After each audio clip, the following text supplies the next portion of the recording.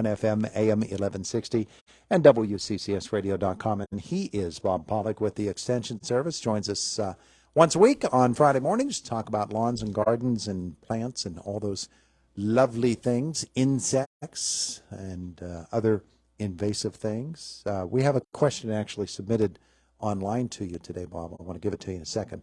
First, I want to tell you that this conversation is brought to you by Marcus & Mack, voted best personal injury law firm in the Best of Indiana County contest. Marcus & Mack, a law firm representing injured people. So good morning. Good morning. Here is the question asked by a listener who submitted it to our WCCS contact page. Wants us to ask you if it's okay to mulch asparagus with mushroom manure after the harvest is complete. I think one could choose to do that. One could? Yes. Okay. Yeah. All right. Doesn't harm it at all? No. No. No. It shouldn't. Just a layer on top, and that spent mushroom compost is already decaying. It's already broken down. To a degree. The only thing we need to watch out for over time is repeated applications. The pH of that product is typically in the 8 or above, okay, which is very alkaline. And so we can affect the soil pH Okay. and get it out of range. Typically for vegetables, we're shooting for between 6.2 and 6.8 pH, which is slightly acidic. So just, a light layer of that on top to help hold weeds down and eventually add some nutrients as that continues to break down, won't harm the asparagus. So before next year's crop, then probably get that soil tested. It'll take longer than that to. Now, if the pH is already alkaline, above 7, neutral is 7, so we've had that pH scale of 0 to 14, 7 being neutral, below 7 is our acidic range, and then above 7 up to 14 is our alkaline range. Okay. So most of our vegetables we're shooting for that 6.2 to 6.8. One of the reasons for that is because the majority of nutrients that that group of plants needs are available in that range. When we start getting too acid or too alkaline, then some of those start to be less available, and others can become too available to the point of toxicity. So that's why we're trying to keep that in that range. And every 3 to 5 years, it's probably good just to do that soil test, check that, make sure we're staying in that range, because the addition of lime, it used to be a lot of times people would just automatically add lime to the garden every year. Yep. That was just one of the procedures that you did, and that's fine when we need that. But when we get things out of whack, then it's not fine anymore. To get them back into whack, we need to be working on that. Okay.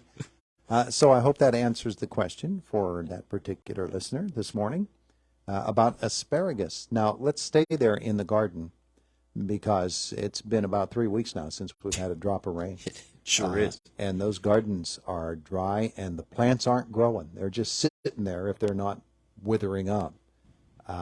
Watering of plants, is there a better time of day to water plants than others? I'm thinking heat of the day with the blazing sun, or evening when it's cooled down, or morning. We tend to, if you have a choice, morning. We tend to do the most good for the longest period of time if we can do it then. Watering during the hottest part of the day, we tend to get more evaporation. The plants are also in most need then, especially if we are up in the 90s with a breeze. Then those plants are respiring and losing moisture fairly quickly. So it's good to have that moisture in the plant. There's less stress right now during this period of time of the day. So we're not. It's a little cooler.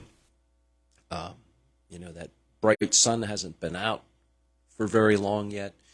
So we can do the most good, give those plants time to absorb that moisture, and go from there. Now, you can water in the evening. Preferably, let's water the soil. Let's not do overhead irrigation where we're wetting the whole entire plant. Okay. Because, the sun's going down, those plant leaves, the foliage, as well as the crop that might be on there, will have moisture on those plants, and that can stay there overnight, and then that can promote disease issues. Okay. So if we have a trickle irrigation set up, or we have essentially a soaker hose as trickle irrigation, or we can just direct that water to the base of the plant, to the root system, that's the most effective.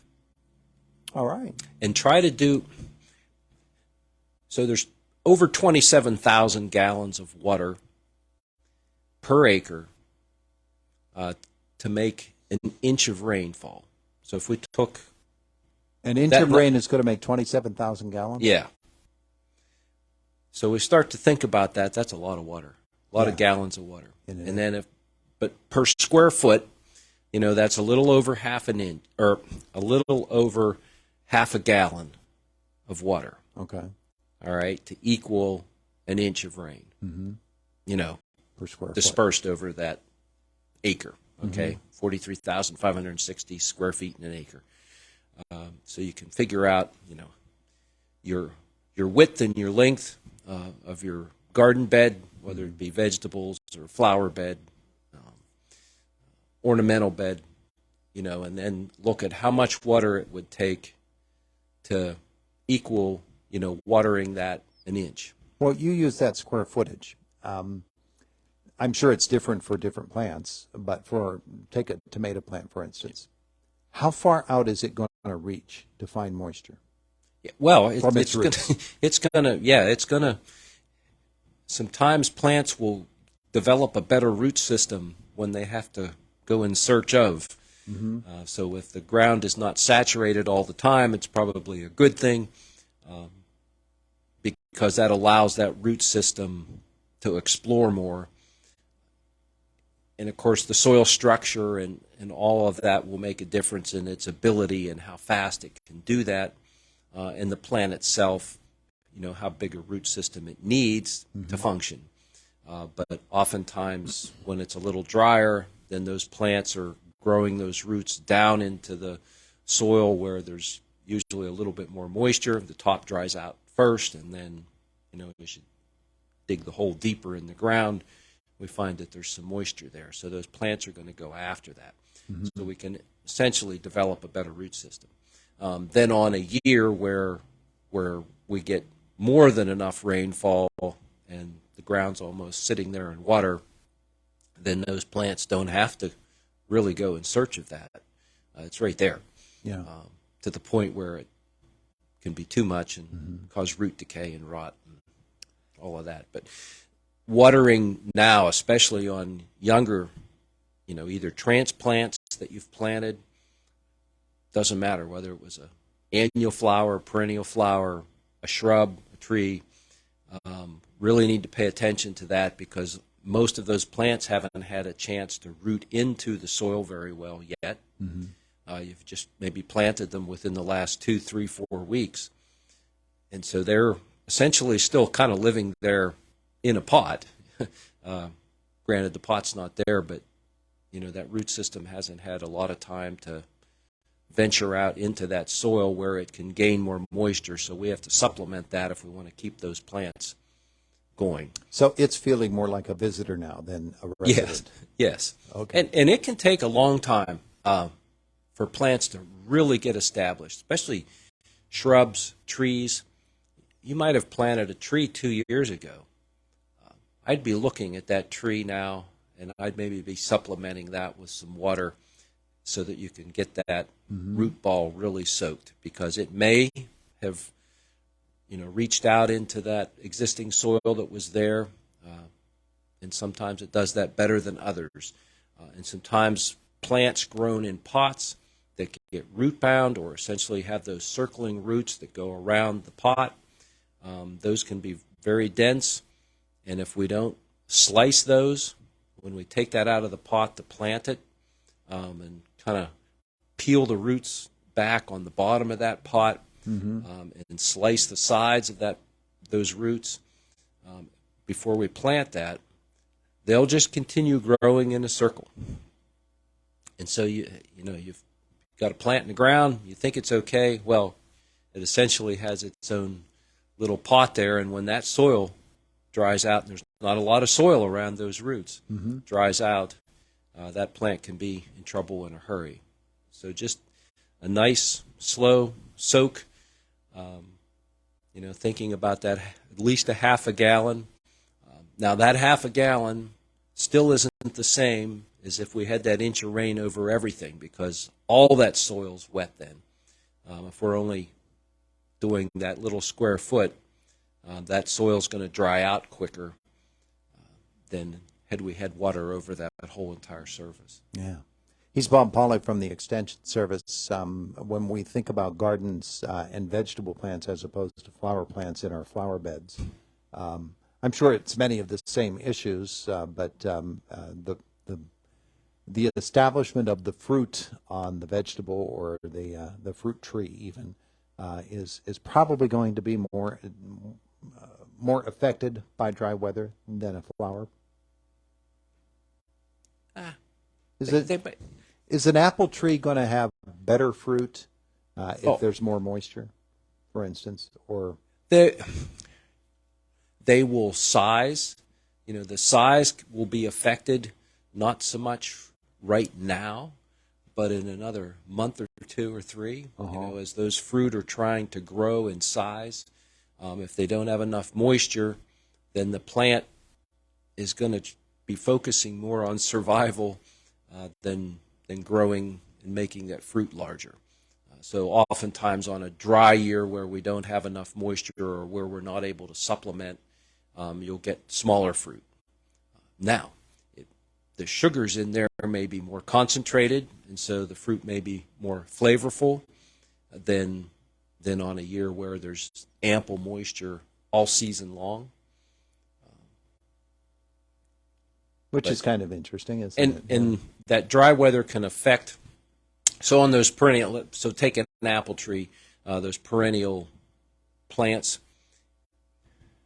they're making fruit, they're growing fruit, they're sizing fruit, they're trying to function every day. As we get towards later summer into fall, they're also working ahead towards next year.